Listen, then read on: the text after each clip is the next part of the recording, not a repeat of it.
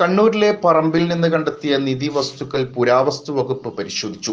നിധി വസ്തുക്കൾ 1659 മുതൽ 1826 വരെയുള്ള കാലഘട്ടത്തിലേതെന്നാണ് പുരാവസ്തു വകുപ്പിന്റെ പരിശോധനയിൽ വ്യക്തമായത്.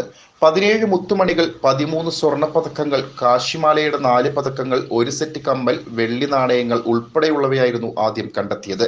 ഇതുകൂടാതെ ആലി രാജാവിന്റെ നാണയങ്ങൾ, കണ്ണൂർ പണം, സാമൂതിരിയുടെ 2 വെള്ളി നാണയങ്ങൾ, ഇൻഡോ ഫ്രഞ്ച് നാണയങ്ങൾ, പുതുച്ചേരി പണം എന്നിവയും കണ്ടെത്തിയിരുന്നു. കണ്ടെത്തിയ നിധി വസ്തുക്കളിൽ ഏറ്റവും പ്രധാനമേറിയത് കാശിമാലകളായിരുന്നു.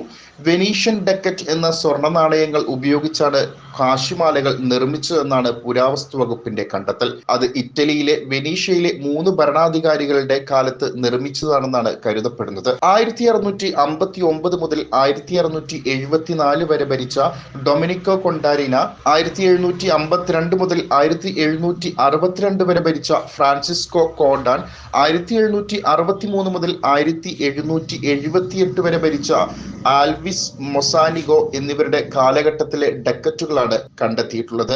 കണ്ടെടുത്ത സാമൂതിരിയുടെ 2 വെള്ളി നാണയങ്ങൾ വീരരായൻ പണം എന്നാണ് അറിയപ്പെടുന്നത്. 1826 ആലി രാജയുടെ കാലത്തുള്ള കണ്ണൂർ പണം എന്നറിയപ്പെടുന്ന 2 വെള്ളി നാണയങ്ങളും ഫ്രഞ്ചുകാർ നിർമ്മിച്ച ഇൻഡോ ഫ്രഞ്ച് നാണയങ്ങളും ഇതിലുണ്ട്. 1826 ആലി രാജയുടെ കണ്ണൂർ പണമാണ് കൂട്ടത്തിൽ ഏറ്റവും പുതിയവ. City voice, Kannur.